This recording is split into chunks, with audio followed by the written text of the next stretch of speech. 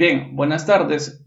Soy el ingeniero geólogo Luis Ayala. El día de hoy vamos a hablar sobre geología estructural aplicada a las exploraciones. Es decir, para este caso vamos a hablar sobre lo que es la geología estructural en sondajes orientados, específicamente lo que se trata en logueo estructural e interpretación cinemática de fallas 3D. Muy bien, esto se aplica también para vetas, no solamente para fallas y cualquier tipo de discontinuidad que nosotros podamos ver en núcleos de perforación, coronas de perforación, testigos de perforación, como queramos llamarle, en sondajes no orientados y orientados. Pero en este caso en especial, en esta videoconferencia en especial, vamos a hablar sobre el caso de los sondajes orientados. Yo he preparado aquí unas 3 diapositivas principales, de las cuales yo voy a ir tomando ciertos puntos, ciertas partes, y las vamos a ir explicando. No voy a explicar todo, pero voy a tomar los puntos más interesantes para que la gente esté al tanto de lo que queremos transmitir y cómo se puede aplicar. Muy bien, entonces, en esta primera parte vamos a hablar sobre el tema de los fundamentos prácticos. Muy bien, nosotros ya sabemos qué es la geología estructural, ya sabemos que es una de las tantas disciplinas de la geología, muy bien, que hace uso del conocimiento de la dinámica y cinemática de las rocas. Y para este caso puntual, del caso en la geología estructural aplicada a las exploraciones, la geología estructural toma diversos elementos de estudio para guiarlos a la exploración e ingeniería geológica. Exploración, ya sea del tipo de minería o en el caso de hidrocarburos. Muy bien. En el caso de la ingeniería geológica, por ejemplo, para hidrogeología, hidrología, estabilidad de taludes, por ejemplo, que bastante se habla y hay mucha información en los medios.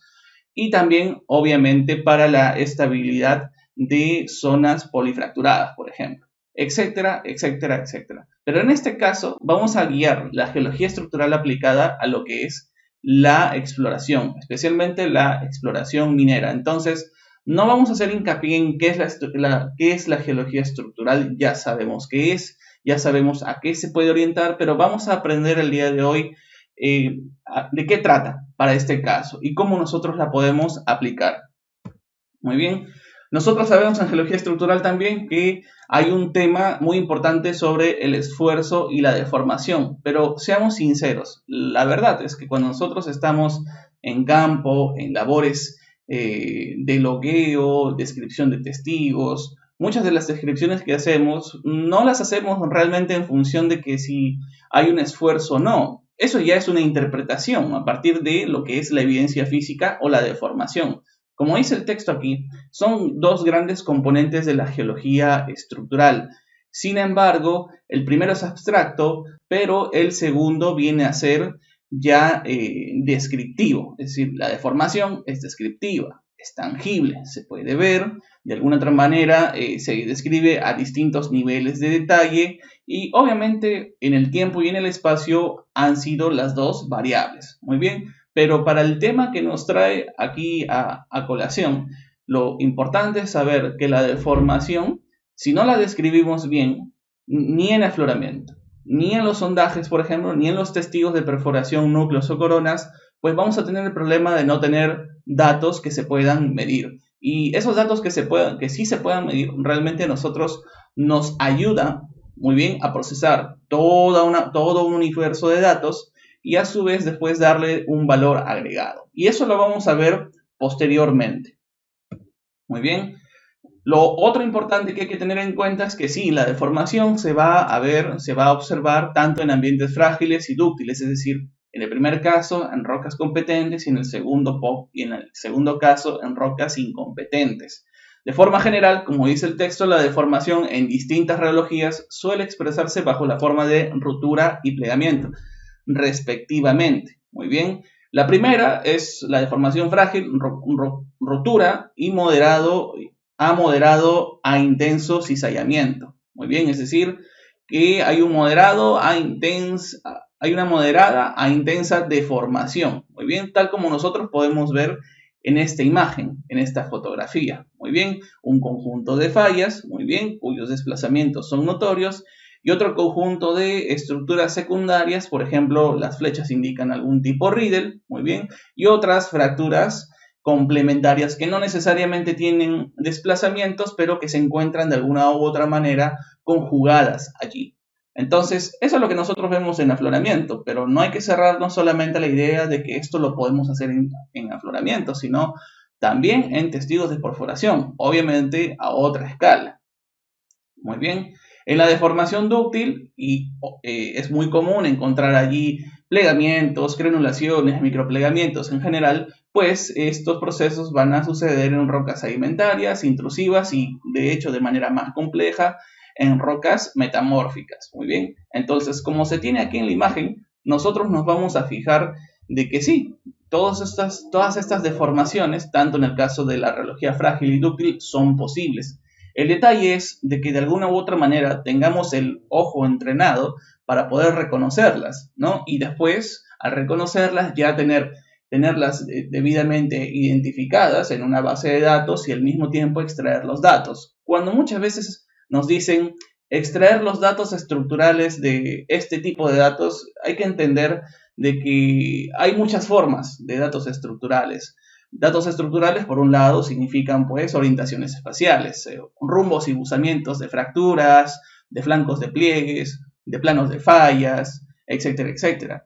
En otros casos, datos estructurales representarán pues o corresponderán a los datos microestructurales, ¿no? Que en efecto se expresan en el campo como estrías, microlineamientos, fibras de recristalización. Y esto obviamente sucede a cualquier escala, por si acaso. Entonces hay que tener bastante cuidado también con la observación, la identificación y luego también ya con el tipo de dato que nosotros vamos a tomar, independientemente también de cómo tomemos los datos. Lo importante es tomar las orientaciones espaciales correctamente. Muy bien. Disculpen, como decía hace unos momentos, los indicadores cinemáticos o las evidencias de deformación a escalas grandes o a escalas pequeñas se notan tanto en afloramientos, muestras de mano, afloramientos mesoscópicos, ¿no? Así como también en testigos de perforación. A la izquierda tenemos una ruptura simple, mecánica, aparentemente estriada, con algunos minerales de óxidos que aparentemente dan lugar o aparentan ser fibras de recristalización. Pero por el otro lado, a la derecha, sí tenemos claramente fibras de mineral recristalizado. Muy bien, y vemos claramente que hay unas cuñas, hay unos escalones que nos dicen claramente cómo ha sido la cinemática. No vamos a entrar ahora en ese detalle porque, por ejemplo, esa forma de identificación cinemática ya la hemos tratado muchas veces en Explorock, hemos escrito bastante sobre ello en nuestra página web y hasta también tenemos otras videoconferencias grabadas en YouTube. Pero al punto que yo quiero llegar es que las evidencias que yo veo en campo también las puedo ver en los núcleos de perforación. Es muy importante ello. La diferencia va a ser que los núcleos que yo voy a tener allí, de hecho, no van a estar in situ, van a estar de alguna u otra manera extraídos del subsuelo con otras orientaciones, las cuales también vamos a ver luego cómo se llegan a restaurar según la realidad y según el uso de sondajes orientados. Entonces, hay que tener una mente muy abierta con respecto a ello, porque hay que ver que todas estas evidencias se pueden ver tanto, como dice en el texto, en escala macro como en escala micro, escala regional, semiregional, local, muy local, a escalas 1 al 500, 1 al 100, etcétera, etcétera. Entonces, es muy importante tomar en cuenta ello. Indicadores cinemáticos de mayor relevancia, es decir, cuando nosotros hacemos geología estructural, hay que tener en cuenta un detalle muy, muy importante.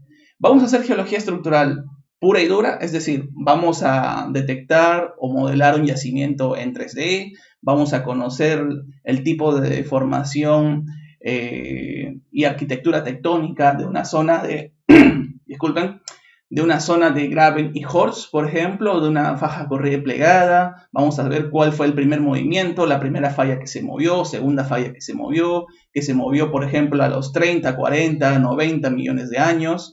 O vamos a ver los factores de seguridad, estabilidad de taludes o estabilidad de ciertas zonas rocosas que puedan colapsar. ¿Cuál de esas dos cosas nosotros vamos a observar? En este caso, desde el punto de vista de la geología estructural pura y dura, nosotros tenemos que tener en cuenta lo primero que yo acabo de mencionar.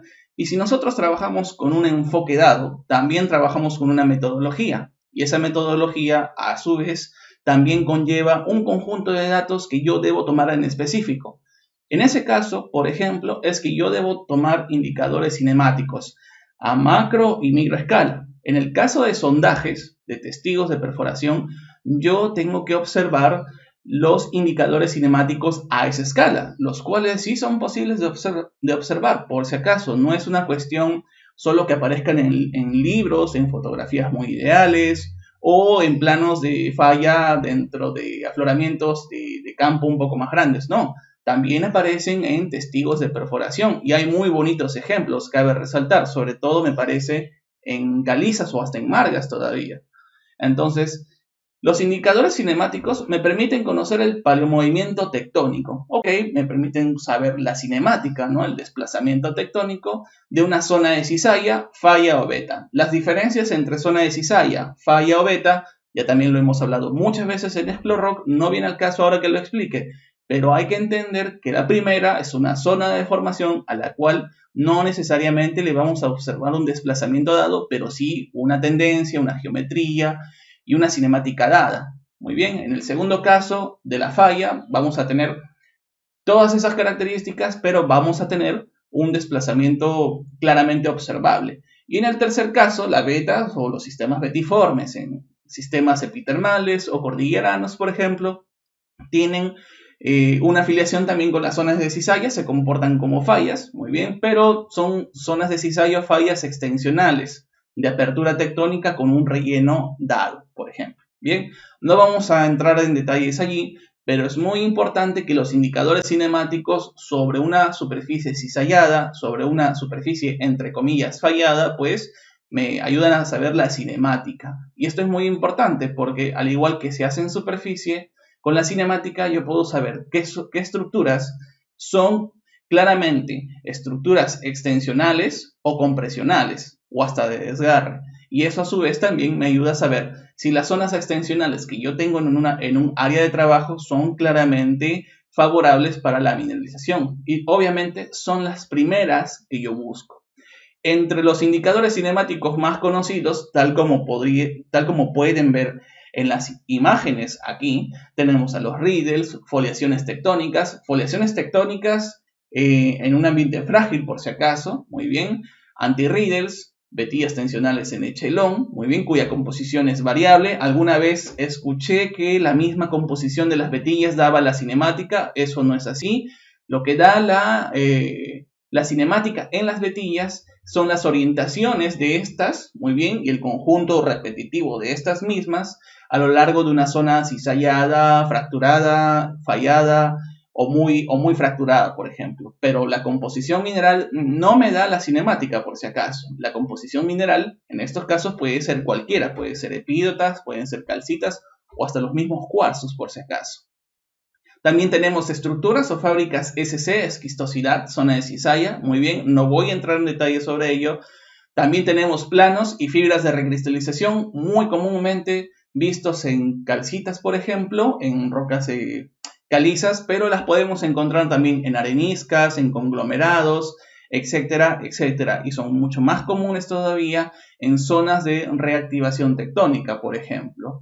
Y después tenemos los yokes o stepovers, que son muy comunes de ver en labores subterráneas. Muy bien, me ha tocado ver ya por la experiencia que en muchas labores subterráneas, quizás por mera suerte o el corte que se hace a lo largo de una labor en un nivel X, pues voy a tener algunas bolsonadas geométricas con esas formas romboidales, ¿no? ¿No es así? De yokes o stepovers, muy bien, y que claramente son estructuras o zonas de cizalla extensionales, bien, y también tenemos los tool marks, bien, no vamos a entrar en detalles sobre esto, pero hay que tener en cuenta que estas evidencias, así como yo las puedo ver en muestras de mano, en planos de falla quizás un tanto regionales o locales en campo, también yo los puedo ver en sondajes de perforación. Entonces, hay que tener en cuenta aquí ya tres cosas. La primera es que vamos a tener para este tipo de indicadores un plano, ¿no es así? Y ese plano va a tener tres propiedades geométricas que nosotros de alguna u otra manera podríamos expresar. Es decir, la primera propiedad geométrica de estos planos cisallados, cuya cinemática X puede ser variada, es que tienen un rumbo, por ejemplo. Tienen un rumbo, en el segundo punto tienen un buzamiento y en el tercer punto tienen una cinemática. Muy bien, esos tres datos principales son los que yo necesito al menos para poder de alguna u otra manera representarlos, no proyectarlos, sino representarlos dentro de mi sondaje de perforación, dentro de mi cañería o mi geometría en subsuelo a lo largo de la cual yo he perforado, por ejemplo. Muy bien, esos tres datos son importantes: rumbo, buzamiento y la cinemática. Pero claro, quizás de estos tres puntos, de estas tres propiedades geométricas, la última sea la más difícil de determinar. Y eso sucede tanto en campo, en superficie, como en subsuelo. Muy bien. Nosotros, al tener en cuenta los indicadores cinemáticos, y es allí la complejidad de la determinación cinemática, es que los microlineamientos tectónicos están asociados a los indicadores cinemáticos. Con esto no quiero ser dogmático, no quiero ser muy cuadriculado, en el sentido de que siempre hay que encontrar estrías o indicadores cinemáticos. Muchas otras veces también hay desplazamientos estratigráficos o quizás con el mismo contexto geológico podríamos determinar las cinemáticas. Pero puntualmente en estos casos, si yo quiero determinar la cinemática concisa en un sitio, pues necesito los indicadores, ¿no es así? Todas las evidencias que hemos hablado, de las cuales hemos hablado hace unos momentos, pero si yo ya quiero saber el recorrido exacto de ese sentido cinemático, pues yo necesito los microlineamientos. Los microlineamientos están bajo la forma de estrías o de fibras de recristalización, aunque estas últimas también son indicadores por si acaso. Entonces, ¿quién no ha visto sobre una zona cizallada, un plano de falla, estrías, por ejemplo? ¿O quién no ha visto, por ejemplo, también fibras de recristalización? Recordemos que en el sentido más general de la palabra, las estrías solamente indican el recorrido del movimiento. Esa es la razón por la que, por ejemplo, quizás algunos colegas, algunos amigos, cuando hay discusiones, no se confían tanto de las estrías por sí mismas. Claro, las estrías pueden ser muy variadas, pueden ser muy locales, además que hay estrías también que se generan por procesos volcánicos, sedimentarios, por ejemplo, muy bien, pero las estrías tectónicas, por ejemplo, de alguna u otra manera en la naturaleza también están ligadas a indicadores cinemáticos por tectónica. Entonces ya queda en cada uno de nosotros saber reconocerlas, y parte del reconocimiento de estas estructuras o microestructuras pues me determina a mí como geólogo, al menos dedicado a esto. Muy bien, no solamente me determina a mí, sino que también determina la cantidad y la calidad de los datos que yo puedo tomar. Entonces, si ustedes se dan cuenta, en la parte inferior nosotros tenemos rumbos, buzamientos, pitch o cabeceos, y también hay algunas cinemáticas. Entonces, ahí están los puntos mínimos que yo necesito: rumbos, buzamientos y cinemáticas. De los pitch vamos a hablar poco después. Bien, en superficie, por ejemplo, las estaciones microestructurales se hallan tomando coordenadas, es decir, voy a un punto, hago una estación y con un GPS, dependiendo del grado de detalle o posicionamiento geográfico que yo tenga allí, tendré la exactitud de dónde estoy.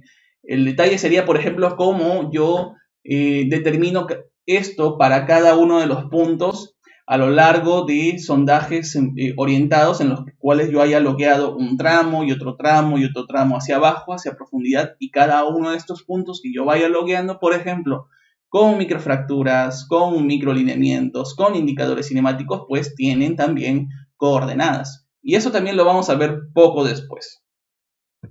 Bien, cinemática de fallas o vetas intectónicas. Bueno, esto es lo que ya muchos saben. No voy a demorarme mucho en hablar sobre esto. Una cinemática X, ya sea vista en planta o en sección, como en este caso, no necesariamente plantea una cinemática como tal, un movimiento como tal. Si bien aquí vemos un movimiento extensional, no es así. A lo largo de esta sección o este bloque rocoso, pues nosotros podemos tener zonas en extensión más locales todavía, ¿no? Tal como sucede en la imagen derecha, de este YoG o este power.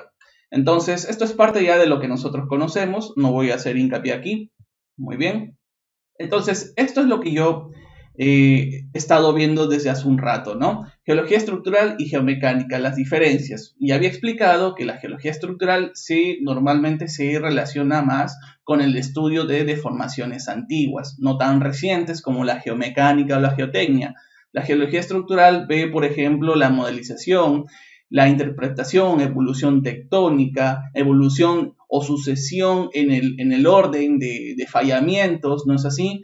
De un conjunto de fallas o un sistema de fallas en general, muy bien, y de los cuales yo tengo que tomar datos como microlineamientos, tengo que tomar datos, por ejemplo, de cabeceo, cinemáticas individuales, y no solamente a nivel de afloramiento, ojo, por si acaso no hay que confundir, también hay que tomar factores o elementos litológicos, estratigráficos, a distinta escala. Sin embargo, la geomecánica o la geotecnia se concentra más en el estudio, por ejemplo, de diaclasas, de fracturas, de discontinuidades en general, y también en fallas. Pero si estas fallas de alguna u otra manera tienen relevancia en la actualidad, es decir, en el caso de las fallas activas, la geomecánica o la geotecnia sí les da un enfoque porque de alguna u otra manera tienen un vínculo con la naturaleza actual y pueden generar algunos colapsos o faltas de estabilidad en una región o localidad, por ejemplo.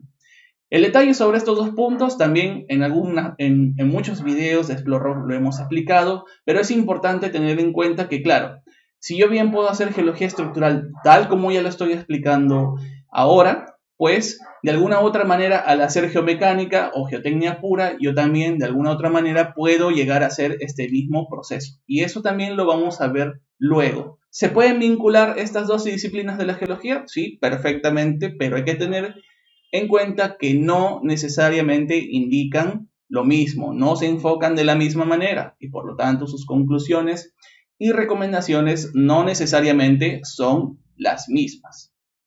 Muy bien. Entonces, en general, siempre cuando veamos este tipo de trabajos, muy bien, y sobre todo en sondajes orientados, nosotros debemos evitar un conjunto de falacias. Muy bien. Quizás entre las más conocidas, por ejemplo, para la determinación cinemática de planos de falla, zonas de cizalla, es que muchas veces hay usos excesivos de la regla de la mano rugosa y suave. Todavía hay personas que hacen uso de la mano, ¿no? Y no miento, de la mano como tal, muy bien, y arrastran la mano sobre un plano de falla y tratan de determinar la cinemática, lo cual no tiene realmente mucho sentido porque eso parte de muchos factores. Para empezar, esa técnica, que muchos ya sabemos, fue desarrollada en los 40, me parece que para ser exacto, en el 42 por Marland Billings, cuyo autor es bastante conocido, me parece, en geología. Él aplicó y estableció esta regla de la mano rugosa, la mano suave, en calizas, lo cual tiende a funcionar, ¿no? Es un empirismo que funciona hasta la fecha, muy bien, pero esto normalmente se complica más o no llega a cumplirse a cabalidad al momento de ya ver otras litologías, ¿no? Y en las mismas calizas esto también puede variar cuando tenemos halos de alteración, zonas de alteración hidrotermal, también tenemos mucha intemperización, tenemos mucho panizo o mucha harina de falla, por ejemplo, ¿no? Zonas con mucha pluviosidad donde las arcillas están lavadas, están combinadas con el mismo plano de falla, y la misma rugosidad que yo debería esperar no siempre se exhibe como debería ser, etcétera, etcétera.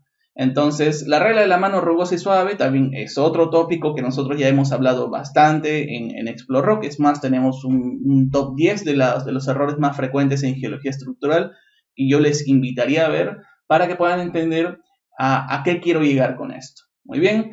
En un segundo punto, atribuir cualquier lineamiento a algún tipo específico de estructura. Muy bien, muchas veces vemos un lineamiento tanto en campo como en sondajes y ya creemos que es una estructura, es una falla.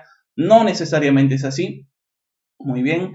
Un tercer punto, depender de las diaclasas para un estudio estructural serio. Bueno, con estudio estructural serio, entre comillas, pues depende bastante del enfoque, que es justamente de lo que nosotros estábamos hablando hace unos momentos. ¿Qué tipo de estudio estructural pienso hacer? Muy bien.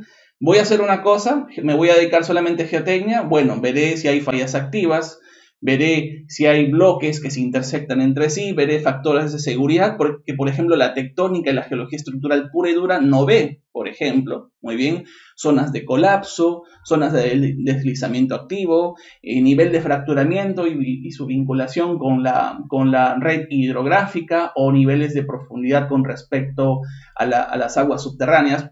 Hay muchas cosas que ver allí. Entonces, como ya decía, ¿no? Depender de diaclasos o de un solo tipo de datos sin saber exactamente qué tipo de estudio estructural estoy haciendo, pues es un error bastante frecuente. Muy bien, como un penúltimo punto, la correlación espacial de estructuras de lado a lado en zonas de cizalla intensamente fracturadas, es decir, que no siempre cuando yo tenga una estructura voy a tener una correlación lateral o vertical. Las zonas de cizallas muchas veces tienden a ser, por ejemplo, zonas más complejas que se ramifican y forman estructuras secundarias entre sí, que no necesariamente se corroboran de lado a lado. Muy bien, sucede en campo, a nivel regional, sucede a escala mesoscópica de afloramiento y también, por supuesto, sucede a escala de subsuelo, a escala de sondajes de núcleos de perforación. Por eso, para reducir la mayor cantidad de grados de incertidumbre, la mayor cantidad de errores que yo pueda tener, sobre todo en un proyecto muy local y donde se invierte mucho dinero, es tener la mayor cantidad de datos posibles. Muy bien, como un último punto, la determinación cinemática apresurada a partir de imágenes satelitales. Bueno, eso es parte ya de otro punto, pero en líneas generales indica pues que muchos estudios estructurales también se hacen abusando de imágenes satelitales, los cuales hasta cierto punto tienen su lógica y tienen su justificación, pero no en todos los casos. Y en sondajes orientados es mucho, ayuda un tanto, pero no de la forma en cómo debería ser. Muy bien. ¿Por qué debemos hacer el logueo estructural e interpretación cinemática 3D? Desde el punto de vista, desde el enfoque que nosotros estamos realizando. Porque nosotros vemos evidencias de campo como a la izquierda, por ejemplo, vemos una roca, vemos una alteración, vemos una mineralogía, muy bien, y todo eso está bien, muy bien, vemos el contenido, o podríamos decir, entre comillas, la carne, ¿no es así?, del yacimiento del área de trabajo que yo pueda tener, muy bien, pero también necesitamos conocer el esqueleto. Y el esqueleto, entre comillas, viene a estar dado por la estructura. Es decir, una cosa son los datos geofísicos, geoquímicos, litológicos, estratigráficos, y eso está perfecto. No hay ningún problema con esa información. Mientras más información tengamos, es mucho mejor. Muy bien, pero también necesitamos el esqueleto, la componente estructural. Y la componente estructural siempre o casi siempre nosotros la vemos al nivel de la topografía o al nivel del relieve topográfico o la superficie. Pero muchas veces nos olvidamos que todas esas estructuras de alguna u otra manera también profundizan. Muy bien, ¿cómo profundizan? ¿Con qué geometrías profundizan? ¿Qué tipos de estructuras yo podré encontrar con esas geometrías en subsuelo? Son preguntas que muchas veces no llegamos a contestar porque, claro, en las secciones geológicas clásicas o en los datos simples que tomamos en superficie, pues no sabemos extrapolar lo que hay abajo. Y no por ignorancia, sino porque nosotros simplemente no sabemos cómo estas estructuras se comportan en subsuelo. Y eso pasa en la mayor parte de los casos. Por eso, una recomendación muy importante al momento de generar sondajes de perforación, claro, yo tengo que de alguna u otra manera intersectar la anomalía geoquímica en un punto dado, pero estas intersecciones, para tener cierto éxito geológico y económico, de alguna u otra manera tienen que estar alineadas también con el criterio geológico. Si ustedes se dan cuenta en la imagen de la derecha, pues tenemos un conjunto de sondajes que están dados a lo largo de una sección, es decir, previamente, antes del sondaje, ¿no es así?, he hallado, o previamente a la campaña de sondajes, yo tengo un cuerpo mineral al cual yo quiero intersectar, pero de alguna u otra manera yo también he trazado una sección A, A', a la cual yo estableceré ciertas posiciones geográficas en coordenadas X, Y pondré algunos sondajes. De manera que a lo largo de esa sección yo puedo al principio interpretar muchos datos, pero sé que después de colocar ya los sondajes de H1, de H2, de H3 y de H5, como se ve aquí,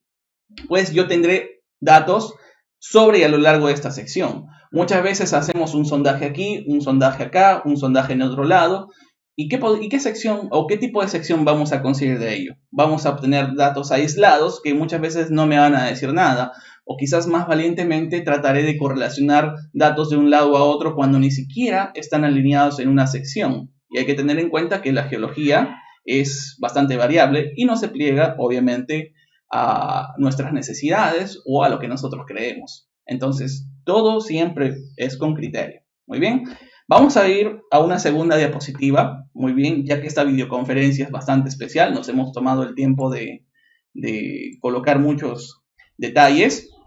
Estaba olvidando que al final de esta charla, por favor, puedan colocar, o seguramente ya están colocando sus preguntas en la caja de comentarios. Yo voy a leer las preguntas al final y por favor les pediría paciencia y trataré de contestar las más que pueda. Si hay algunas preguntas que son similares, contestaré el conjunto de preguntas similares y obviaré algunas otras. Muy bien. Entonces, como segundo tema, dentro de lo que estamos hablando, muy bien, nosotros tenemos que tener en cuenta que al trabajar en campo, muy bien, ya hemos hablado de la escala regional, semirregional, pues hay una escala ya más detallada, una escala detallada que va a nivel de sondajes de perforación. Vamos a tener núcleos y testigos. Nosotros, clásicamente, siempre hemos descrito en función de la litología, en función de las alteraciones, en función del tramo logueado. Y lo que sí he visto en geotecnia, por ejemplo, es que sí, se orientan muchas veces los sondajes y se trabajan clásicamente con ángulos de restauración a la horizontal, por ejemplo, cuyos ángulos voy a hablar en unos momentos. Pero muy raramente en trabajos de exploración como tal, en trabajos de exploración per se, he visto que se haga esta metodología. Muy bien, y eso tiene un porqué. Eso también lo vamos a ver en unos momentos. Pero, ¿qué es el logueo estructural? Como dice acá el texto, y permítame leerlo. El logueo estructural consiste en el registro sistemático de las estructuras tectónicas en función de sus orientaciones y cinemáticas. Ojo, otra vez, en función de sus orientaciones y cinemáticas. Es justamente de lo que hemos hablado desde las diapositivas anteriores. Y nosotros vamos a tener rumbos y buzamientos y cinemáticas de estas discontinuidades, parte de una zona de cizalla, pero que pueden tener desplazamientos o que tengan un origen tectónico en general. Zonas de cizalla, fallas o vetas. Muy bien. Al igual que otras discontinuidades como fracturas o diaclasas, pues estas zonas de cizalla o fallas van a tener una orientación y sus cinemáticas. Entonces, si existen como planos en algún punto del espacio, pues entonces son susceptibles a medición, indudablemente. Entonces, eso es lo que vamos a ver ahora. ¿Qué más podríamos nosotros o qué datos adicionales podríamos nosotros extraer de estas cajas de perforación, ¿no? Olvidándonos ya o dejando ya de lado el trabajo de alteraciones hidrotermales o litológicos que ya seguramente hemos hecho desde un inicio de la campaña de perforación. Muy bien. Entonces, el logueo estructural permite conocer la amplitud de una zona de daño, zonas de cizalla, fallas o vetas, es decir, me permite saber cuál es el radio, la zona de influencia donde se ha producido la deformación. Muy bien. También me permite conocer las orientaciones de múltiples estructuras de subsuelo. Claro, nosotros cuando tenemos un sondaje y vamos logueando cada uno de los tramos, nosotros vamos a tener que loguear cada tramo, y cada tramo es como si fuese, de manera muy general, como si fuese una estación muy puntual. Hagamos la analogía como si fuese una estación microestructural en superficie. Cada uno de esos puntos tiene una coordenada y a su vez tienen orientaciones y cinemáticas. Muy bien, pero esas orientaciones individuales, cuando ya poblacionalmente se trabajan a lo largo de un sondaje o con otros sondajes a la par en esa misma área, ya se pueden correlacionar tanto en la lateral como en la vertical. Y eso, podríamos decirlo, disculpen que me pueda expresar así, eso es lo más bonito de este trabajo. Es que no solamente implica el hecho que voy a loguear y voy a procesar datos numéricos y mecánicos, sino que también voy a realizar un trabajo de interpretación, de corroboración, de correlación lateral y vertical de los datos estructurales. Y ojo que esto se realiza por tipo, es decir, ¿se puede realizar para una zona de cizalla? Sí. ¿Se puede realizar para un conjunto de fallas? Sí. Para el caso de una misma beta o un conjunto de betas, también se puede realizar, por si acaso. Muy bien. Y eso otra vez les traerá a colación, por ejemplo, el hecho de que siempre en geología trabajamos por capas, ¿no? Trabajamos correlación de betas con betas, correlación de diaclasas con diaclasas, correlación con fallas, etcétera, etcétera. También se puede con el logueo estructural determinar la densidad de fracturamiento. Y la densidad de fracturamiento, así como por ejemplo así como nosotros la podemos fotointerpretar o mapear en el campo en superficie, también la podemos conocer en subsuelo. Esto es muy importante porque la densidad de fracturamiento se puede analizar de múltiples maneras, pero una de las maneras más importantes de cómo analizar la densidad de fracturamiento deviene del análisis fractal, ¿no? El uso de fractales, el uso de las dimensiones fractales, ¿no? Que no es otra cosa que la determinación de zonas de permeabilidad secundaria más favorables y que puedan almacenar mayor fluido. Fluido antiguo, hidrotermal, por ejemplo, o hasta actual, a manera de aguas subterráneas, por ejemplo. Entonces, de alguna otra manera, claro, aquí en el logueo estructural voy a tomar en cuenta zonas de cizalla, fallas, betas. Pero claro, nunca está de más, por ejemplo, tomar data muy secundaria, complementaria como diaclasas o fracturas. Y de allí viene, por ejemplo, también la densidad del fracturamiento. También tiene sus ubicaciones geográficas y profundidades en subsuelo, así como también tienen sus posiciones geográficas. Muy bien. Entonces, eso también lo vamos a ver de manera más práctica y en 3D poco a poco en unos momentos, pero es muy importante que tengan en cuenta ese punto. Por último, en esta parte, el logueo estructural nos permite conocer la composición y microestructura de las zonas de daño. Bueno, no solamente la microestructura, sino el conjunto de microestructuras. Pero las microestructuras, como sucede en superficie, aparecen en una escala muy, pero muy puntual, realmente no se registran dentro del sondaje o dentro, por ejemplo, lo vamos a ver en un momento, en un software, sino que nos ayudan a determinar la orientación y las cinemáticas, pero la microestructura como tal es tan pequeña muchas veces que no la vamos a ver proyectada en ningún mapa, solamente son una herramienta que nos indica la cinemática. Muy bien, eso lo vamos a ver también poco después.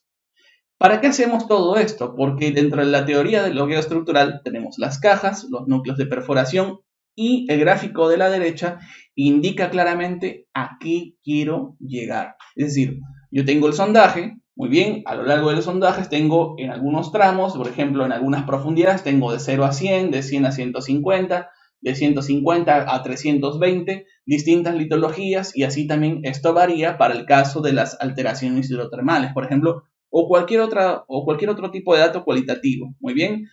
Pero lo que nosotros podríamos agregar con sondajes orientados son las estructuras que nosotros vemos a la derecha como pelos o líneas en rojo, muy bien. Esas líneas en rojo, como ustedes pueden ver allí, pueden representar brechas, pueden representar vetas o venillas, etcétera, etcétera. Muy bien, eso ya también dependerá de la descripción que cada geólogo haga a lo largo del núcleo de perforación, por ejemplo.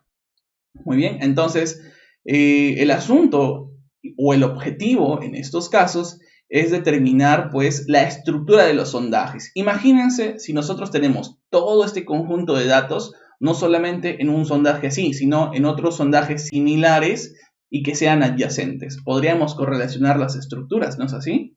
Y eso es lo más interesante de este trabajo. La correlación, cabe resaltar, es el proceso, o al menos en ExploreRock consideramos que es el proceso más sencillo, porque bueno, es más interpretativo, ya es más claro, ya es más claro porque ya tienes la data final, muy bien. Lo más pesado y tedioso es procesar todos los datos. Mientras más longitud, más profundidad tengan los sondajes, ¿no es así? Y más detalle estructural tenga, ya sea de fracturas, fallas, esquistosidades, vetillas, pues imagínense cuántos datos individuales podríamos tener en un solo sondaje y a su vez en un conjunto de sondajes y en una serie de campañas, ¿no? Entonces, ese es el problema. El problema es que sí, para llegar a la interpretación hay que procesar un conjunto de datos y para ello es necesario conocer sobre falsillas de Schmidt, conocer sobre proyección estereográfica, geometría, trigonometría básica, que no es muy difícil, ¿no es así? Manejo de base de datos, para luego ya llegar a la interpretación. Por lo tanto, el proceso de interpretación es más sencillo, pero valgan las redundancias, el proceso de procesamiento de datos llega a ser más tedioso, a veces también mucho más complicado. Muy bien, pero fuera de todo ello, hay que hacer hincapié en los beneficios que uno tiene al momento de realizar estos trabajos. Muy bien. Entonces, como datos estructurales, ya habíamos mencionado, no voy a leer esto, pues tenemos a todas las discontinuidades que ya hemos hablado, haciendo énfasis claramente en su orientación y en su cinemática. De la forma más general, podríamos pensar en fracturas o diaclasas, pero en este caso vamos a hablar principalmente de planos de falla y planos de vetas. Muy bien, entonces los datos estructurales, como ya habíamos hablado, y por eso puse el gráfico anterior de los indicadores cinemáticos, así como yo los puedo ver en superficie, así también yo los podría ver a la derecha en un sondaje, o mejor dicho, en un testigo de perforación. El detalle es que cuando nosotros tenemos el testigo de perforación como muestra de mano, muy bien, esta posición, no es así, espacial del testigo, está fuera o es independiente de la misma inclinación y del mismo azimut con el que se realizó la perforación, por ejemplo. Y para corregir ello, si es que el sondaje ha estado correctamente orientado desde un principio, pues hay una corrección horizontal. Hay una corrección que se debe realizar, que seguramente muchos hemos escuchado, en función de los ángulos alfa y en función de los ángulos beta, de los cuales también voy a hablar en unos momentos. Muy bien, muy utilizada en geotecnia, pero como ya he dicho, muy poco utilizado en la exploración. No solamente esto sucede en Perú, sino también sucede en el extranjero. Las razones pueden ser variadas, quizás falta de logística, pero la principal de las cuales siempre he escuchado es de que siempre los sondajes orientados son más caros. Yo me pregunto, ¿no sería mucho más importante también tomar estos datos así, aunque suelen ser más caros, y así nos ahorramos cualquier otro problema en la exploración o incertidumbre? Yo pienso que es una buena opción, quizás hasta gastar un poco más, pero teniendo en cuenta que voy a tener mejores resultados. Y claro, esto también va a depender del equipo de geología, de la expertise de cada uno de los integrantes del equipo de geología, etcétera, etcétera. Entonces, no hay que prescindir de este tipo de datos. Hay que tener en cuenta que nos pueden entregar mucha información, sobre todo en proyectos o áreas de trabajo, de exploración, donde la tectónica, la geología estructural tenga un control muy fuerte sobre la mineralización, sobre todo allí. Muy bien, no vamos a hablar de fallas y vetas en sondajes no orientados, porque además de que tienen mucha incertidumbre, pero vale la pena aclararlos, pues cuando no orientan sondajes se puede determinar también la orientación, pero ya digo que tiene un grado de incertidumbre. Hay unas técnicas estereográficas que me permiten a mí, con una estructura ya conocida en subsuelo, pues determinar la orientación de un sondaje al cual no lo haya orientado previamente. Esto no es recomendable porque hay mucho grado de incertidumbre, es decir, las orientaciones o planos que yo pueda tener al final, hay mucha probabilidad de que, más del 50% de probabilidad de que tengan errores. Entonces, ¿se recomienda? No, pero se puede llegar a hacer según la situación, según el proyecto que se esté trabajando. En ExploreRock no lo recomendamos tajantemente al momento de hacer un servicio, pero hay situaciones en las cuales sí se amerita, ¿no? Normalmente cuando son proyectos de exploración no muy costosos, de no mucha envergadura, ¿no? Cuando hay mucha data histórica y se necesita al menos saber una orientación principal de una estructura o de una parte de un sondaje en general, etcétera, etcétera. Pero formalmente se recomienda, como ya decía, los sondajes orientados. Y hay métodos clásicos. Hay métodos clásicos que me permiten determinar esto. ¿Quién no ha visto un rocket launcher? En español, un lanzacohetes, o en este caso, es el nombre traducido literal de estas herramientas de madera o de metal que sostienen al testigo de perforación y de alguna otra manera simulan el azimut y el dip o inclinación con el cual se realizó la perforación. Y allí se coloca también la forma, la posición exacta sobre la cual se tomó el testigo de perforación. Por lo cual, que si nosotros nos damos cuenta, disculpen, por lo cual, si nosotros nos damos cuenta en el gráfico de la derecha, un sondaje orientado, por lo general, presenta, dentro del mismo pedazo de roca, presenta una traza hacia abajo, una línea hacia abajo que indica claramente cómo fue tomada y en qué dirección también se perforó. Por eso es que en el gráfico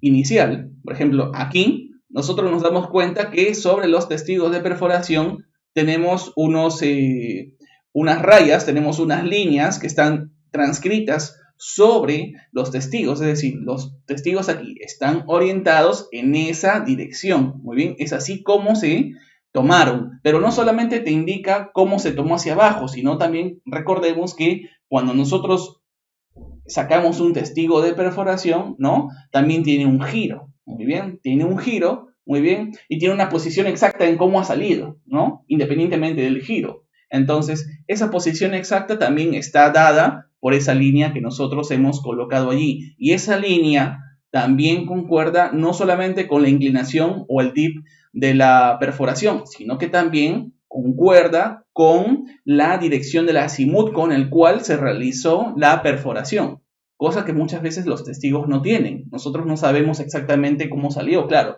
conocemos el azimut y el dip de la perforación, pero no sabemos en qué posición exacta salió este testigo. Lo podríamos poner de un lado o del otro, girado o no, pero no sabemos exactamente cómo salió. Si nosotros tenemos una perforación con un azimut o dirección de 120, yo ya sé que cada una de estas líneas a las cuales yo he extraído estos pedazos de roca, pues también se han realizado con esa dirección, 120 inclinados, digamos, con 60 o 70 grados hacia el sureste o suroeste, no lo sé. Entonces, esas líneas son importantes y más importante es también darse cuenta que los datos que se están extrayendo desde campo, es decir, al momento de orientar puntualmente en campo estos datos, pues se orienten como debe ser, que normalmente lo hace un supervisor de geología, lo hace quizás una empresa, aquí en Perú le decimos services, o empresas que tercerizan, disculpen, o empresas que tercerizan estos trabajos, y hay que ver claramente también que estos datos se orienten correctamente. Muy bien, porque si no, al final podríamos tener lo mismo que nada. Muy bien, vamos a volver al punto anterior. Entonces, estos son métodos clásicos que, bueno, en la actualidad todavía se siguen aplicando, sobre todo para la gente que está aprendiendo a hacer esto, ¿no es así? A la izquierda, en la figura A, tenemos cómo el testigo de roca a cierta profundidad dada ha estado proyectada, ¿no? Ha estado inclinada, simulando su ocurrencia natural. Muy bien. Y en B, C y D tenemos las formas de medición, al igual que en la imagen L a la derecha, ¿no es así? Tenemos formas de medición y exactamente qué es lo que nosotros medimos en esos casos. Y hay materiales que me permiten medir esos datos. ¿Qué es lo que medimos? Bueno, no vamos a explayarnos en todos los detalles, muy bien, porque no es el objetivo, muy bien, pero hay que tener en cuenta que para yo restaurar los rumbos y buzamientos de estos planos, ¿no? Y tienen una orientación espacial, necesito conocer sobre los ángulos alfa y beta. ¿Qué es el ángulo alfa? Es la inclinación del plano o la discontinuidad que yo tengo aquí. En el centro de la pantalla, muy bien, en el centro de la pantalla, aquí donde tengo el cursor del mouse, puedo ver que hay un plano donde dice intersection y elipse. Muy bien, este plano elipsoidal de color beige, claro, muy bien. Digamos que es un plano de falla, una fractura, ¿no? Una discontinuidad en general. Puede ser hasta un plano de una beta con un espesor dado. Ese plano, naturalmente, ha tenido una orientación real. Muy bien, pero claro, cuando ya lo manipulamos, ¿no? En mano o en el lanzacohetes, en este aparato metálico de madera que simula la perforación, pues va a tener otra inclinación. Esa inclinación natural que tenga allí, independientemente de la verdadera inclinación, es el ángulo alfa. Si nosotros a ese sondaje, a ese testigo, le hacemos un corte, muy bien, un corte vertical, vamos a tener la vista de la derecha, Muy bien. Y nosotros nos vamos a dar cuenta que tenemos el ángulo alfa, que no es otra cosa pues que la inclinación, pero es un tipo especial de inclinación, porque si nosotros hablamos de inclinación en este plano, nosotros podremos decir, bueno, este plano está inclinado, el gráfico de la derecha, este plano está inclinado hacia la izquierda, pues el ángulo alfa será el ángulo de inclinación clásico. No, el ángulo de inclinación viene a ser en este caso el ángulo alfa, que está justamente aquí donde yo estoy colocando el cursor del mouse. Es decir, el ángulo alfa está dado desde un plano vertical hacia la inclinación, ¿no? Hacia la inclinación de ese plano aleatorio. Muy bien, repito nuevamente, el ángulo alfa es un ángulo de inclinación, ojo, pero en otra posición, es decir, desde un plano vertical hacia un plano inclinado. Muy bien, no es de la manera, no es este ángulo por si acaso, viene a ser este otro ángulo. Ese ángulo alfa, ¿cómo se mide? Bueno, no es muy difícil. Se mide, por ejemplo, con estos protactors o con estas reglas que nosotros tenemos en la imagen de la derecha. ¿Quién no ha visto estos, por ejemplo, goniómetros? También le llaman. Estos goniómetros que me permiten a mí conocer un ángulo o una inclinación sobre un plano dado, por ejemplo, ¿no? En este caso, el plano sería un plano vertical sobre el cual nosotros medimos ese ángulo. Muy bien. Muy fácil es medir los ángulos de, no sé, 80 grados, 90 grados, no es así, 60 grados, muy bien, pero ya cuando tenemos ángulos ángulos menores, 20, 15, 10 grados, es un poco más difícil de determinar, y de ello también vamos a hablar luego. Pero en líneas generales, el goniómetro que nosotros estamos, por ejemplo, indicando ahora con el cursor del mouse, pues se miden con esos goniómetros, ¿sí? Y no es nada difícil. Seguramente nosotros desde las clases de la universidad en cristalografía, nosotros hemos realizado ese tipo de mediciones. Muy bien. Y ese ángulo, como ya decía, varía entre 0 a 90 grados. Bueno, eso es en un plano, muy bien, pero también hay otro ángulo que se mide de otra forma, y ese es el ángulo beta. Es un ángulo que varía entre 0 a 360 grados, muy bien, y que se mide, ¿no?, a lo largo de la circunferencia 360, por eso es de 0 a 360, a lo largo y sobre la circunferencia del testigo de perforación. Es decir, si nosotros nos damos cuenta, muy bien, si nosotros nos damos cuenta aquí, nosotros tenemos este plano elipsoidal, muy bien, tenemos este plano elipsoidal y tenemos un E' superior y un E normal. Este E y este E' conforman un plano de corte a lo largo de estas líneas discontinuas, ¿no? Un plano de corte que atraviesa todo el sondaje. Muy bien. Esa línea es una inflexión de la línea E, como dice aquí la imagen. Muy bien. Pero nosotros sobre la circunferencia, sobre el diámetro de ese cilindro, de ese testigo de perforación, nosotros también tenemos la línea de bajada, es decir, la línea hacia abajo sobre la cual se ha producido la perforación. Muy bien. Entonces, ¿qué viene a ser el ángulo alfa? Es un ángulo entre 0 a 360 grados que se cuenta de manera horaria desde esa línea de bajada, muy bien, desde esa línea de bajada hacia esa inflexión de la línea E, tal como está sugiriendo aquí este ángulo B-ángulo o beta o ángulo beta en líneas y letras rojas. Muy bien, aquí el ángulo debe ser menor de 90 seguramente, pero ese ángulo beta fácilmente puede variar 90, 120, 150, 180, 270, 340, 350, etcétera, etcétera. Y en cada uno de esos giros, el ángulo beta obviamente puede variar, pero tiene un impacto directo sobre cómo vamos a calcular estereográficamente los datos. Entonces, para que nosotros restauremos a la horizontal, a la orientación real que yo necesito, muy bien, de mis planos de falla, zonas de cizalla, fracturas, betas, etcétera, etcétera, yo necesito conocer los ángulos alfa y beta. Creo que de los dos, el más fácil de determinar es el alfa, porque utilizamos este tipo de goniómetros que yo tengo ahora indicado con el cursor del mouse. Pero en el caso del ángulo de beta, ¿cómo lo identificamos? Bueno, hay muchas formas. hay transportadores o protectors circulares que se acoplan, que se adjuntan con el testigo de perforación, como vemos acá en la parte inferior, y a lo largo y sobre el diámetro del testigo podríamos nosotros medir esas relaciones angulares entre 0 a 360.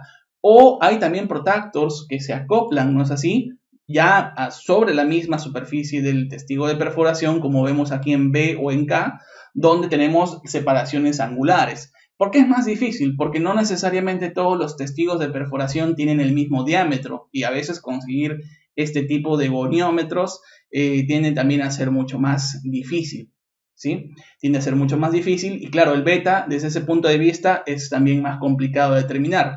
Una vez que uno ya sabe, tiene los materiales indicados y ya sabe cómo se determina el alfa y el beta, pues después la restauración de estos datos es sencilla. Muy bien, hay que fijarnos que el beta también se puede determinar independientemente si es que, por ejemplo, yo he orientado o no he orientado el sondaje. Pero para el caso de beta, nosotros necesitamos la línea de bajada. Muy bien, necesitamos justamente estas líneas de bajada que yo tengo aquí, transcritas con un lápiz, con un plumón grueso, con un color grueso sobre el testigo, ¿no? Con esas flechas.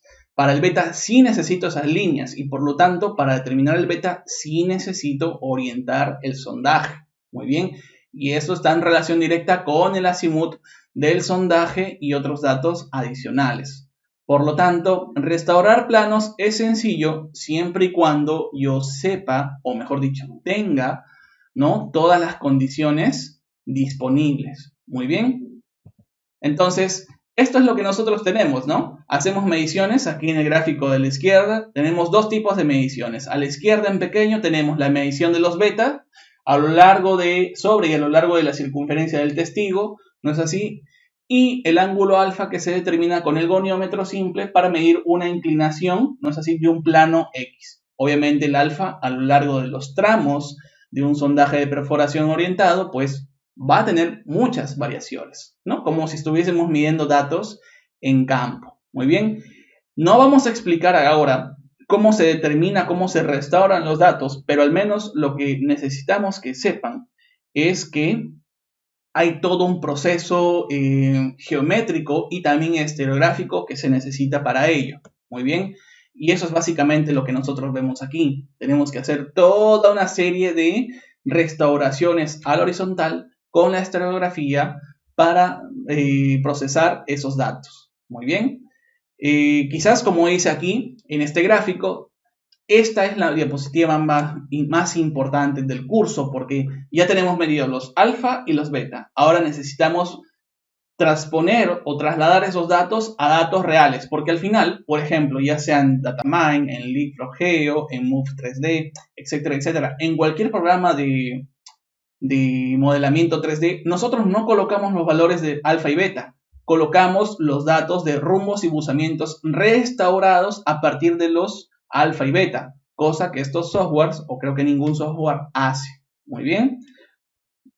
Entonces, la metodología de los ángulos alfa y beta se puede utilizar de manera clásica, muy bien, y se puede trabajar con las estereofalsillas a mano. ¿Quién no ha trabajado con una estereofalsilla, estereograma en general? Muy bien, pero hay un detalle más. También se puede trabajar en StereoNet, primo hermano de Folkin, por ejemplo. ¿Quién no ha utilizado Folkin para el análisis de fallas o microlineamientos, por ejemplo? En StereoNet, al igual que uno ve flancos de pliegues, ejes axiales de pliegues, inclinales, anticlinales, paleocorrientes, etcétera, etcétera, en StereoNet yo también puedo restaurar los planos a partir de los ángulos alfa y beta. Pero hay una diferencia más importante, que en StereoNet no solamente basta con plotear los datos en general de los sondajes, sino que también voy a tener que realizar respectivas rotaciones, ¿no? Tal como nosotros vemos aquí, rotaciones utilizando todas las configuraciones o procesos disponibles dentro de este software. Entonces, no solamente hace falta determinar los ángulos alfa y beta, ni tampoco basta con realizar este tipo de procesos, ¿no?, esta metodología, sino que también tenemos que utilizar el software.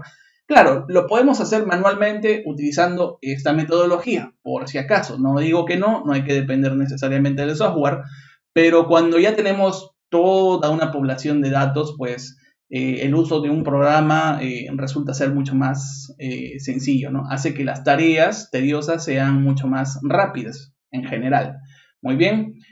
Como dice abajo, no obstante, la mejor forma aplicada o de aplicar esta metodología es combinando las formas tradicionales con las herramientas digitales. ¿Por qué combinar las formas tradicionales y las digitales? En Explore hacemos también mucho uso de softwares, pero hay que tener en cuenta una cosa. El software no es el santo grial de la geología. No me va a decir a fin de cuentas cómo la geología se va a comportar en una zona. No me va a decir cómo se están procesando los datos. No me va a decir cómo van a ser los resultados. Yo tengo que conocer el fundamento del software para saber cómo se procesan esos datos y cómo se obtienen. Yo puedo hacer muchos procesos en el software, pero si realmente no sé exactamente qué estoy haciendo, cuál es el fundamento, por qué se hace esto y lo otro, realmente el uso del software pasa a un quinto, sexto, séptimo, octavo plano. No tiene utilidad. Entonces, ¿hay que saber las formas tradicionales? Por supuesto que sí, hay que saber usar una estereofalsilla a mano, hay que saber esta metodología de los ángulos alfa y beta, etcétera, etcétera. Pero también hay que saber utilizar los software. Muy bien, pero esto último ya es secundario, es una herramienta. Los software son una herramienta y primero es aprender bien geología y después aprendemos los softwares correctamente. Y esa es la filosofía que nosotros tenemos aquí en Explore Rock. Muy bien. Es importante decir que al aprender al 100% cada uno de estos pasos, muy bien, nosotros vamos a tener buen procesamiento de datos y por lo tanto una buena confiabilidad de ellos mismos al momento de interpretarlos. Interpretar datos no es nada difícil, pero ¿de qué me sirve tratar de interpretar datos si es que no tengo datos o datos buenos? Entonces ese es el detalle y ese es el error en el que muchas veces caemos. Muy bien. ¿Qué es lo que nosotros obtenemos? A lo largo de un sondaje tenemos una profundidad. ¿Quién no ha trabajado con profundidades o con tramos? Vamos a tener un strike y dip, rumbos y buzamientos, es decir, las orientaciones de las cuales nosotros hemos hablado ya desde hace buen rato. Claro, a partir del dip también uno puede obtener el dip direction. Eso creo que no es nada complicado de obtener. Y también tenemos para cada tramo el alfa y el beta. Muy bien. Con el alfa y el beta, aplicando la metodología anterior que hemos visto, alfas, betas en general, y con la estereografía, pues vamos a obtener un rumbo y buzamiento restaurado para cada fila. Es decir, en el primer caso, en la primera fila nos dice que el rumbo y buzamiento respectivos es 40 y 80. En el segundo, 44, 81. En el tercero, 44 y 80. En el último, 245 y 55. Obviamente, esos son los rumbos y buzamientos que seguramente, de manera muy general, y para este ejemplo, yo he obtenido a partir ya de la restauración de los alfa y beta, porque de buenas a primeras en este tipo de datos, en este tipo de contextos, yo no tengo el rumbo y buzamiento. Muy bien. En la primera fila, 40 y 80, strike y dip, seguramente ya han resultado, ¿no es así?, de la medición del ángulo alfa y beta en conjunción con el dato del dip y el azimut del sondaje sobre el cual yo estoy trabajando. Y lo mismo para la segunda, tercera y cuarta fila. Entonces, ¿cuál es mi objetivo? Obtener esos strikes y dips, rumbos y buzamientos que parten de la restauración de mis estructuras logueadas, ¿no es así?, a lo largo de los sondajes orientados, usando, otra vez lo repito, los ángulos alfa y beta. Eso es lo más importante. El software no va a hacer nada de ello por nosotros. El software lo único que va a hacer es recibir los datos de strike y dip, o en algunos casos nos pide el dip direction, independientemente de esas formalidades. Muy bien. Entonces, si nosotros nos damos cuenta, tenemos un dibujo acá abajo, muy bien, y nosotros ya tenemos las orientaciones de esos planos logueados. Muy bien, esas orientaciones, tal cual nosotros las colocásemos en superficie. La diferencia es que acá nos vamos a demorar un poco más porque en cada uno de esos tramos, en cada uno de estos puntos donde se ven estos datos, pues yo voy a tener un alfa y un beta, junto con el dato de dip y azimut del sondaje de perforación, voy a tener esos datos individuales. Entonces, así ya voy obteniendo el esqueleto, la capa estructural a lo largo de un sondaje. No conocía las estructuras, solamente las interpretaba en una sección desde superficie a subsuelo. Nos olvidamos de eso y ya pasamos a datos más objetivos, lo cual implica menos incertidumbre en la exploración. Muy bien, entonces estos son los resultados esperados, ¿no? Imagínense, trabajar esto de múltiples maneras, ángulos alfa, deep directions en general, lo que yo voy a tener son distintos datos, especialmente, por favor, fíjense en los de la derecha, que exhiben un poco más en 3D lo que quiero decir. Voy a tener planos en rojo o en azul que ya están restaurados, que eso de buenas a primeras yo no los puedo obtener. Tengo que medir ángulos alfa y beta, por si acaso. Muy bien. Hay un detalle que hay que agregar en este apartado. Muy bien. Nosotros hace unos momentos hemos hablado sobre restaurar los datos en función de los ángulos alfa y beta. Y eso, independientemente de la metodología que se piense utilizar, no va a cambiar. La metodología sigue siendo la misma. Muy bien. Sin embargo, hay formas sofisticadas de realizar ello. Hay que ser francos. Realizar este tipo de trabajos en un sondaje para cada uno de los datos en este mismo sondaje, en muchos sondajes de esa misma campaña o en sondajes de distintas campañas para un proyecto, implican muchos datos. Podríamos hablar de miles de datos si es posible, para ser francos. Entonces, claro, cada uno de estos datos me puede tomar, según la experiencia, hasta un minuto y medio de restaurar con las estereofalsillas, con el uso de StereoNet. Involucra un trabajo de alguna otra manera mental, estereográfico, tridimensional, ciertamente avanzado. Es decir, hay que entender los fundamentos y el tema de las rotaciones en StereoNet o en las estereofalsillas convencionales a mano. Muy bien, pero hay formas más sofisticadas que nos permiten a nosotros reducir drásticamente ese tiempo de procesamiento. Muy bien, si nosotros nos damos cuenta, por ejemplo, tenemos muchos casos, pero el que yo quisiera resaltar, o al menos los dos que yo quisiera resaltar, es el segundo de la columna de Reflex IQ Logger, muy bien, y el penúltimo que dice de Rocket Launcher. Rocket Launcher es esta herramienta que teníamos hace unos momentos que inclinaba el sondaje y del cual yo puedo extraer tanto el alfa como el beta. Muy bien, tengo el alfa y el beta allí, muy bien, y puedo trabajar eso a mano, como hemos visto hace unos momentos, con las estereofalsillas en físico, o podríamos tener también, pues, con el uso de estos datos, podríamos obtenerlos con el uso de StereoNet. Muy bien, como si ustedes se toman el tiempo de leer esta columna, pues nos dice que podemos determinar muchos datos, el deep direction, el azimuth, el planche, ¿no es así?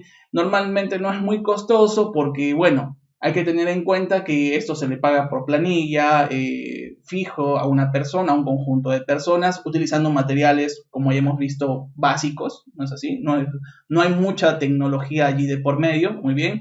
Pero el problema principal, como dice aquí en el Rocket Launcher o en el Measure Time, ¿no? El Measurement Time, en el tiempo estimado de realización o de medición de datos, es slow, es decir, es bastante lento. Muy bien, lento en el sentido no que el geólogo sea lento de que cuando tenemos muchos datos, muy bien, esto llega a ser tedioso realmente. Y ahí viene quizás la palabra relativa a esta lentitud. Muy bien, cada núcleo va a tener que ser inclinado, va a tener que ser medido individualmente y después cada dato va a tener que ser procesado en la falsilla o en StereoNet. Toma tiempo, realmente es mucho trabajo. Muy bien. Y claro, las ventajas es de que no es muy costoso, muy bien, y que claro, y en contra es que hay que tener que ingresar también los datos de manera directa, manual. ¿Qué es lo que sucede, por ejemplo, en contraposición con Reflex IQ Logger? Que me parece que tienen un conjunto o un equipo de trabajo aquí en Perú y dan servicios a muchas empresas mineras. Muy bien, ellos ya tienen aparatos o productos digitales que sobre las discontinuidades, muy bien, te determinan los planos te determinan las orientaciones ya restauradas, ¿no es así?, de cada uno de los planos. Claro, obviamente estas herramientas digitales que disponen ya te determinan el alfa, el beta, muy bien, junto con el dato del dip y azimuth de la perforación que ya también te lo brindan, muy bien, y automáticamente para cada fila de datos imagínense 1000 o 3000 datos, para cada fila de datos automáticamente vas haciendo la lectura y te entregan ya los rumbos y buzamientos restaurados como nosotros tenemos aquí. ¿Cuál es la ventaja? La ventaja es que de esa manera muchos datos se pueden trabajar y procesar en muy poco tiempo. Muy bien, como dice acá en el measurement time, a diferencia del Rocket Launcher o de la manera convencional, es extremely quick, es decir, que es extremadamente rápido hacer este tipo de trabajos. Y sí, ayuda mucho en tiempo. El único detalle es que quizás pueda llegar a ser un poco más costoso. Muy bien, y eso ya varía dependiendo de las políticas o de las mismas cotizaciones que tenga esta empresa Reflex en cada uno de sus trabajos. Pero cabe resaltar, para lo que nos compete en este caso, es que este procesamiento de datos es mucho más rápido. Los ángulos son calculados de manera independiente y aquí ya no hay que preocuparnos de nada más. Lo único que sí yo recomendaría es que siempre hagamos un pequeño control de calidad entre los datos que me está arrojando las herramientas digitales con lo que yo podría hacer manualmente, ¿no? Verificar si realmente funciona las herramientas digitales al 100%, como una especie de calibración. No digo que estas herramientas dan datos cerrados, para nada. Lo único que yo quiero decir es que, conociendo la teoría, los fundamentos y el método estereográfico en general que hemos hablado de los ángulos alfa y beta, yo pueda hacer una calibración, pueda de alguna otra manera verificar que los datos estén obtenidos digitalmente de manera correcta. Siempre hay que hacer ello, ¿no? Nunca hay que confiarse de todas las herramientas digitales porque pueden fallar, como uno mismo. Muy bien. Entonces vamos a pasar a una tercera parte porque tenemos hasta una cuarta parte más pequeña. Muy bien, y esta también involucra lo mismo. En esta tercera parte, rápidamente, vamos a ver que vamos a tener muchos datos estructurales, bases de datos estructurales diversos, como ya hemos dicho. En este caso, en esta diapositiva, muy bien, solamente tenemos un ejemplo, una plantilla con, no sé, hablaríamos de 20 datos, 25 datos probablemente, no he hecho el conteo, muy bien, pero por ejemplo, estos datos son los que me entrega, por ejemplo, la herramienta de IQ Logger de Reflex, por ejemplo, ¿no? De manera general, muy bien. De estos datos yo tengo que obtener muy bien las profundidades en donde se han tomado esos datos, los tramos, los tipos de estructuras, si son fractures, fracturas, diaclasas, fallas, etcétera, etcétera, o si por ejemplo cómo se han tomado o cómo se ha realizado el alineamiento del núcleo o el core alignment, ¿no? que es bottom of core, es desde la parte baja, no sé si bottom of core, parte baja, parte inferior del núcleo, tal como hemos visto la flecha hacia abajo, las profundidades, los deep y deep directions que ya están restaurados, y si nos damos cuenta, a la derecha tenemos los ángulos alfa y beta. Entonces, a manera de calibración, de verificar que las herramientas digitales funcionen correctamente, siempre es bueno ver ello, tomo un par de datos y con los ángulos alfa y beta que se me entregan aquí, o las mediciones que yo podría realizar directamente desde el testigo de perforación, restauro los datos y obtengo los deep y deep direction. Deep direction o el strike, según sea el caso, tal como nosotros ya hemos conversado. Muy bien. Compilación ordenada de datos es muy importante. Este es otro ejemplo que he tomado, me parece un ejemplo australiano, muy bien, tomado de la web, muy bien. La forma de presentación de datos es diversa, muy bien. Lo importante es saber buscar los datos exactos que yo necesito, es decir, qué sondaje voy a trabajar, cuál es mi línea de referencia, cuál es el elemento o tipo de dato que voy a tomar. En este caso dice fold, de foliación, las profundidades, el deep direction, el deep, el alfa y el beta, por si acaso. Ahora, vale la pena aclarar que también hay otro tipo de datos. Muy bien, hay los datos el gamma y el delta. El gamma y el delta, por ejemplo, sirve para restaurar elementos lineares, estrías, por ejemplo, o fibras de recristalización desde sondajes a la horizontal, tal como hemos restaurado a la horizontal los planos en función de ángulos alfa y beta. Por lo tanto, los alfa y beta me ayudan a mí a restaurar en sondajes orientados planos. Los delta o gamma me ayudan a mí a restaurar líneas. Muy bien. Y esos datos también tengo entendido que pueden ser restaurados u obtenidos con la ayuda de IQ Logger. Muy bien. Estos son los datos que yo necesito para llegar a restaurar el deep direction y el deep, que a fin de cuentas en un programa modelador son los datos que yo voy a ingresar. Muy bien, vamos a seguir. Siempre hay una metodología de trabajo. En Explore tenemos una filosofía, siempre trabajamos de manera ordenada, no cuadriculada, que es muy distinto, sino de una manera ordenada y disciplinada. Porque si tenemos desorden es muy difícil llegar a conclusiones valideras, muy bien. Sobre todo porque siempre se trabaja con volúmenes de datos. Es decir, desde una primera línea de batalla, en la parte superior, tenemos manejo de base de datos. Hay que depurar, procesar, validar la base de datos estructurales. Eso es básico y eso quizás es lo que más se demora al principio. Ver qué datos me ha entregado la empresa de perforación, ¿no es así? Tienen todos los datos completos que yo necesito. Estos datos se pueden procesar, tienen coherencia, ¿no es así? Están bien tomados, no están bien tomados, son compatibles, tienen coherencia entre un conjunto de datos y otro conjunto de datos, por ejemplo, para una misma zona de cizalla, falla o betas, etcétera, etcétera. Y eso procesarlo, por ejemplo, fácilmente desde una plantilla Excel, por ejemplo. Eso se puede hacer desde allí, sin ningún problema.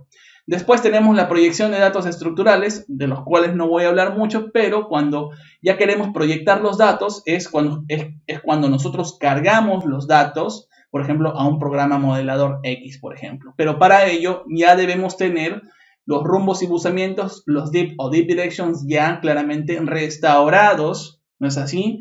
Desde el proceso del manejo de base de datos. Es decir, la clave principal de todo este trabajo empieza con el manejo de base de datos. Si hay algo mal aquí, todo lo que venga después va a estar incorrecto. Muy bien. Después tenemos la construcción de modelos. Si yo ya tengo todos los datos proyectados en sondajes, yo ya puedo correlacionarlos lateral y verticalmente.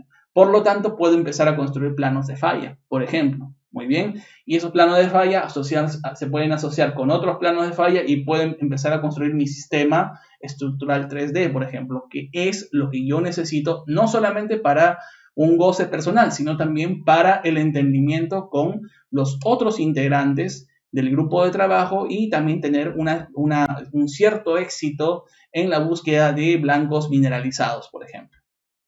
De hecho, que también luego hay que hacer una evaluación 3D. Todo modelo estructural siempre pasa por una evaluación no solamente burocrática de si esto se hizo así o no, sino también pasa por una evaluación a microestructura. Y eso es lo que nosotros, por ejemplo, siempre recomendamos en Explore. Ya hemos trabajado la macroestructura de nuestro modelamiento. Ok, ahora validemos todo eso en cada uno de los puntos a nivel estereográfico. ¿Cómo vamos a trabajar ello? A nivel estereográfico, ¿con qué datos? Con los mismos datos que nosotros hemos visto hace unos momentos. Una cosa es correlacionar datos de un lado a otro y otra cosa muy distinta es trabajarlos en conjunto poblacionalmente de manera discreta en cada uno de los puntos del espacio. Es muy distinto y eso me ayuda a corroborar las tendencias, la geometría, la morfología de mi yacimiento o de mis mismas estructuras. Y al final, las conclusiones prácticas. Siempre es bueno discutir los resultados. Estos resultados se parecen a otros anteriores. Lo actualmente visto ya se vio anteriormente. Y si no, ¿qué más se ha agregado? ¿Tiene filiación con una ocurrencia o valores anómalos de oro, cobre, plomo, zinc, por ejemplo? Etcétera, etcétera. Entonces, hay que ver muy bien todo ello. Una cosa es el éxito geológico, es decir, bueno, encontré un sistema de desgarre sinestral o dextral, muy bien. Y otra cosa es decir si sobre ese sistema de desgarre sinestral o dextral hay un depósito mineral importante, ¿no? Hay distintas nociones de éxito en la geología, muy bien. Entonces, voy a pasar ello, muy bien. Y vamos a ir a lo que quizás más nos interesa en esta videoconferencia. ¿Cómo todos esos datos yo los proyecto, no? Es decir, yo tengo, por ejemplo, un proyecto aquí, ¿no? En este programa modelador. Muy bien, tenemos una geología. Muy bien, tenemos una geología que nosotros hemos mapeado. Muy bien, tenemos una geología que nosotros hemos mapeado y la estamos viendo en planta. Nosotros tenemos toda esa geología mapeada y es lo primero que nosotros tenemos que tener en claro. Antes de pasar a hacer cualquier sondaje orientado o no, la geología de superficie siempre definida, con todos los datos también que se necesitan. Aquí solamente he colocado las rocas estratificadas, intrusiones y las fallas. No he colocado los datos individuales que llevan a esto, por si acaso. Bien, no es necesario. Tengo mis secciones, muy bien, y sobre cada sección en general, ¿qué es lo que nosotros hacemos? En cada sección nosotros hacemos secciones, ¿no? Secciones estructurales que son interpretadas desde superficie hacia subsuelo. Muy bien, solamente voy a tomar una sección, ¿no? Porque tengo interpretación en 3 secciones. Solamente voy a ver una de ellas. Si nosotros nos damos cuenta aquí, en esta sección, vamos a colocarlo un poco mejor allí, nos vamos a dar cuenta que en esta sección, en subsuelo, tenemos un conjunto de discos. Todos esos discos que nosotros vemos aquí ya son los datos restaurados de distintas discontinuidades. Muy bien. Por ejemplo, en el caso de los discos en rojo, si yo selecciono, muy bien, y vemos sus propiedades, me dice que corresponden a fallas. Muy bien. Y esta falla, por ejemplo, tiene una localización, ¿no? Se puede ver acá en la selección que estoy haciendo, tiene una localización, tiene una coordenada este, norte y obviamente tiene una altura, o mejor dicho, tiene una elevación, tiene una cota, ¿no? La locación, la coordenada me dice que son 425.323 unidades, mientras que el norte o el I son 8.599.962.4 unidades y la elevación o altura es 1014 unidades. En este caso sabemos que son metros, por ejemplo. Muy bien. Entonces, después, ¿qué otro dato tenemos? Tenemos el dato del dip. Muy bien, tenemos el dip que son 39 grados punto 32. Muy bien. 39 grados punto 32 y tenemos el dip azimut de 358.52. Estos dos últimos datos que yo estoy seleccionando ahora, no sé si de dip y dip azimut, son los datos que yo ya he restaurado a partir de la metodología de los ángulos alfa y beta. ¿Qué es lo que hacemos aquí en Leapfrog, por ejemplo? Simplemente esos datos se suben, se cargan tal cual nosotros ya los hemos procesado anteriormente. Otra vez resalto, el procesamiento de los datos no se hace en Leapfrog porque Leapfrog no es un programa cinemático estructural, es solamente modelador. Pero el procesamiento ya se hace de otra manera que no he explicado al 100%, pero con el fundamento que he mencionado en el caso del cálculo de los ángulos alfa y beta. Muy bien. El color representa el tipo de dato que es decir, todos los discos en rojo, en distintos tramos, como se puede ver aquí, corresponden a fallas. Muy bien, corresponden a fallas.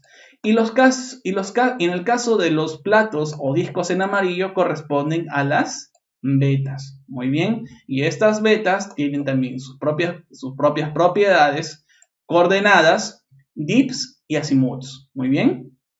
Entonces, imagínense que aquí tenemos muchos datos. Tenemos datos solamente para esa parte de la sección o esa parte del corte que hemos realizado en esta geología. Bueno, y estos son solamente algunos, no son todos realmente. Entonces, imagínense de manera convencional realizar todos estos procesamientos. ¿Se puede realizar? Sí, con cierta experiencia, se hace rápido, pero por ejemplo con IQ Logger estos datos se obtienen y rápidamente se suben aquí. Muy bien. Si se dan cuenta también, la disposición de todos estos discos se da de manera lineal hacia abajo, obviamente porque están dados a lo largo de sondajes. Muy bien, vamos a colocar una sección AA. Si nosotros nos damos cuenta, a lo largo de esta sección, todos estos datos, no he colocado los sondajes acá, tenemos que todos estos discos de datos, por ejemplo, de arriba hacia abajo, están dispuestos, ¿no?, de manera pseudo vertical. Muy bien. Obviamente es porque a lo largo de esta línea que yo estoy trazando con el cursor del mouse ha habido un sondaje en el cual yo he colocado los datos logueados aquí. Lo mismo sucede en los otros casos. Muy bien. ¿Cuál es lo interesante de todo esto? En una sección yo simplemente puedo aislar los datos, los discos, y la intersección de los planos de los discos con una sección arbitraria como yo estoy trazando aquí, obviamente me da la topografía, voy a tener los datos interpretados en líneas rojas, rosadas, naranjas y amarillas, y voy a tener sobre todo las líneas de intersección con la sección arbitraria. Y allí voy a tener las prolongaciones, ¿no es así?, de esos discos, de esos datos estructurales, sabiendo que estos discos de aquí, por ejemplo, en rojo son las betas, o mejor dicho, son las fallas, y las líneas en amarillo vienen a ser las betas. ¿Qué es lo que yo podría hacer de un lado a otro? Simplemente puedo correlacionar los datos. Puedo trazar una línea, crear una línea nueva, muy bien, una línea nueva, y simplemente lo que voy a hacer es trazar un plano de falla. Un plano de falla dado también a partir del mismo plano de falla individual o el conjunto de planos de falla individuales. Muy bien, un plano de falla que yo puedo tener, por ejemplo, en este sector, yo podría correlacionarlo desde aquí hacia este otro lado, por ejemplo, ¿no? Trazar una línea y dejarlo de esta manera y luego guardarlo. Solamente estoy haciendo un ejemplo muy general, muy bien, y podría tener este sector, muy bien. Yo puedo hacer múltiples gráficos interpretando todas las zonas de falla o de betas X que pueda tener para una sección en particular, a partir de la densidad de datos que yo haya logueado. Por eso es importante que en este tipo de casos yo tenga una buena cantidad de sondajes aledaños para que también sea luego más fácil correlacionar los datos. Muy bien. Este es un caso muy general. Muy bien, quizás no es el mejor, pero podría quitarlo. Vamos a hacer algo más detallado. Por ejemplo, podríamos tener en el caso de las betas en amarillo. Para este sector, yo puedo tener aquí, muy bien, voy a crear una línea, una polilínea, muy bien, digamos, vamos a colocarle el nombre de beta 1, muy bien, beta 1, y por ejemplo, de un sondaje a otro, de izquierda a derecha, como yo tengo enfocado aquí, yo simplemente puedo trazar una línea, a decir, mira, tengo este conjunto de betas o de tiras que he logueado acá, la distancia lateral no es mucha, y las puedo de alguna u otra manera correlacionar. Trazo una línea, las uno de alguna otra manera, como si esto lo estuviese dibujando en el papel, termino la línea, muy bien, y simplemente la guardo. Muy bien, le voy a quitar esa franja, muy bien, y dejo esto allí. Y ese mismo proceso yo puedo replicarlo en cada uno de los casos. Ahora, imagínense interpretar toda esta información estructural y que también tengamos los datos de leyes minerales. Sería todo un plus al trabajo que nosotros estaríamos realizando. ¿Y esa data cómo debería estar? Esa data debería estar en estos formatos, que nosotros seguramente ya conocemos. Muy bien. Nosotros, los datos que tenemos proyectados aquí, ¿no?, a manera de discos o pelos, los tenemos desde, por ejemplo, estructuras.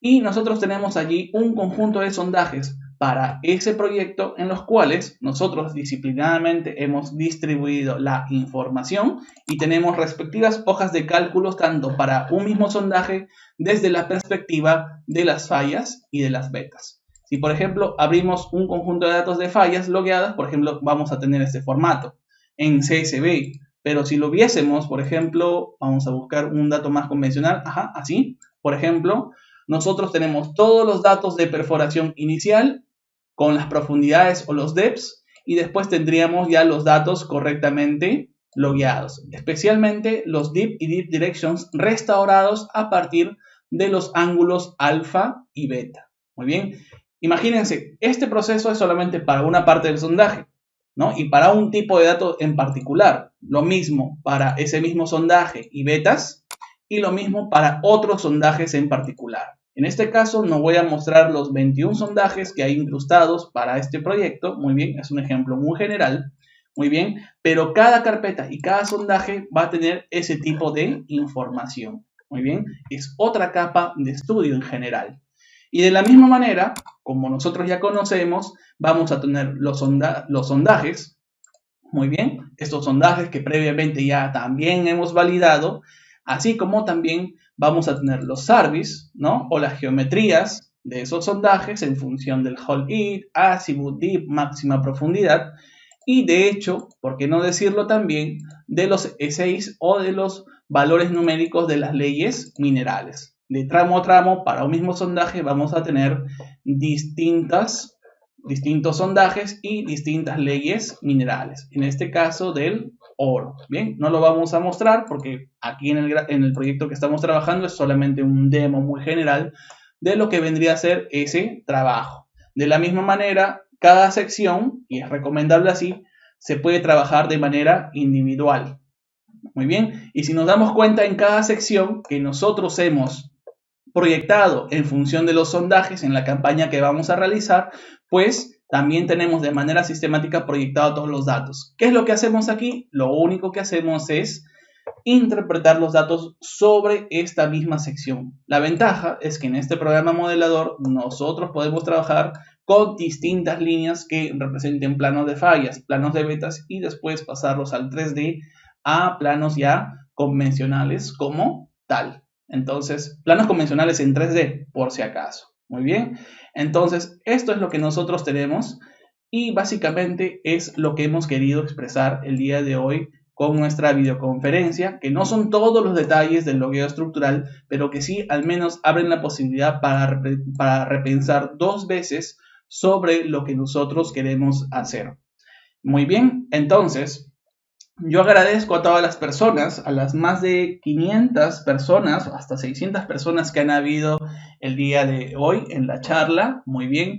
Si alguien quiere información adicional, por favor, en Facebook nosotros no atendemos consultas técnicas. Tenemos a Belardo Vergara, quien se encarga de toda la parte comercial, venta de cursos, promociones, publicación de flyers o próximos eventos. Pero por Facebook no atendemos dudas o consultas técnicas. Pueden escribir a mi correo personal, que viene a ser, voy a colocarlo aquí, en l.ayala@explorrock.com. Ustedes pueden consultarme todas las preguntas técnicas que puedan tener adicionales a esta charla. Y por favor, si hubiese alguna pregunta hasta ahora, muy bien, la voy a contestar con mucho gusto.